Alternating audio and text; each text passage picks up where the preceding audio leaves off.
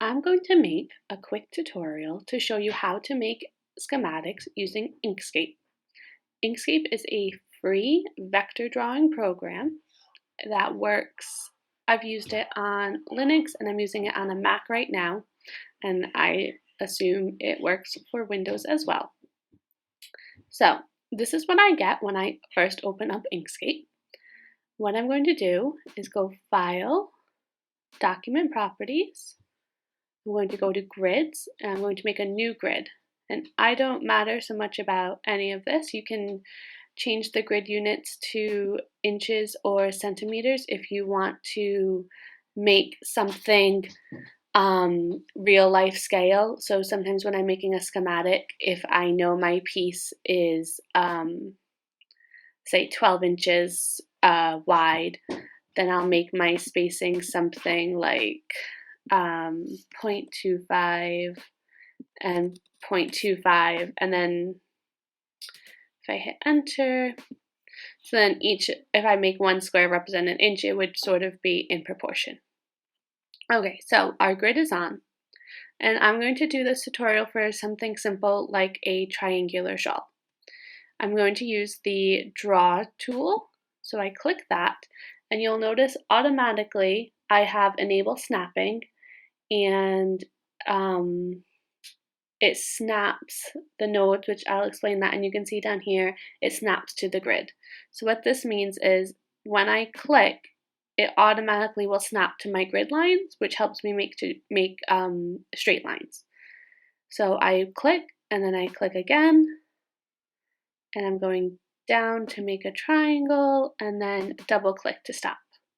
So now we have a triangle shape, and then we want to add measurements. So I use straight lines again for that. And we'll do a height one as well. Then we want to go to the edit paths by nodes.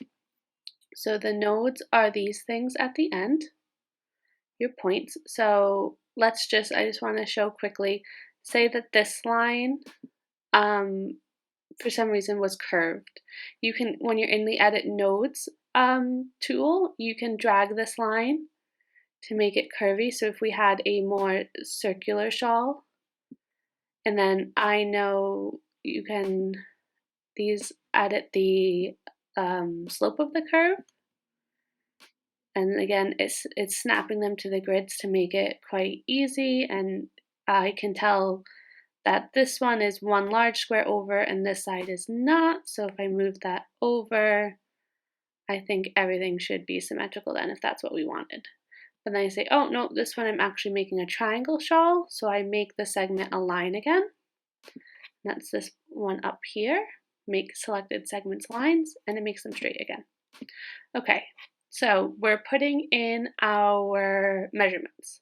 So I select my measurement line, and I'm going to go path. No, I'm not. I'm going to go object, fill and stroke, and it gives me a menu over here. And we go to stroke style.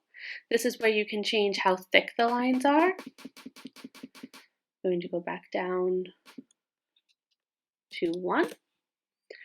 And what I'm going to do is a start marker. Now I like to use arrow 1 M start and then arrow 1 M end. This gives me arrows. They're a little bit hard to see. I can zoom to fit drawing in the window, make it a bit bigger. So I like to use those arrows. You may like to use dots. There's dot M. You may like to use dots, or there's a whole bunch of different options. Squares, diamonds. I was trying to see if there's a triangle with a line. These are quite nice. Stop M. If we scroll down again, stop M. So these are more of the lines. So whatever you like, you can pick. I'm going to use dots. And then I'm going to do the same for this line. And because I've used them before, they're in the top menu, so I don't have to scroll down. And then lastly, we're going to use text. You just click anywhere to put your text, and we'll say that it's 60 inches slash, I think that's something like 150 centimeters. That's not exactly right, but something, and it's 12 inches slash 30 centimeters. Now, that font is a little bit big. I'm going to zoom out again.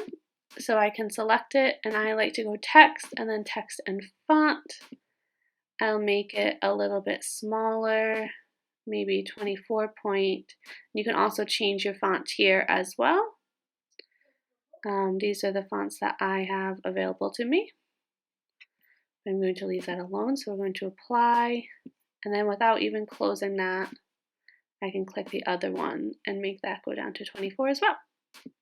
Apply and close. Now the last thing, so I like to have my text parallel to the line, so I'm just going to rotate. It's up here at the top. I'm going to rotate that way and then move it in. Now you can arrange these manually. So these are snapping to the grid as well. So if you want to make this more precise, you can use the arrow keys to push it down. And also, if we do two things, so it's one item and then shift click the next item, and you do object and align and distribute at the bottom, you can center them. So if you center on the vertical axis, it aligns the two centers of the items. So it's exactly in the middle of that one.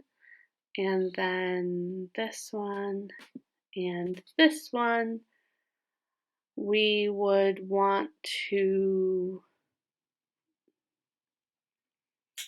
I don't know which one it is. Let's have a little look. Center on the horizontal axis. There we go. And that lines that one up in the middle.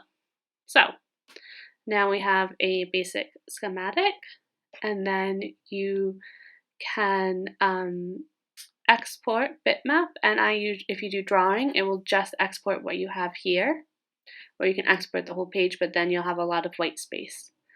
And that's it. That is how we create a simple schematic. I hope you enjoyed this tutorial, and I will do more to create more complex schematics. If you have any questions for future tutorials, let me know. And I also sell pre-made schematic bundles on my website. That's jolieskitchen.com, and that's where I can quickly show you one, like a sweater. I have the whole thing already done for you, all the shapes done, and all the fonts put in, and we can go over tweaking those in a future tutorial. Thank you very much for watching, and I hope you found this helpful.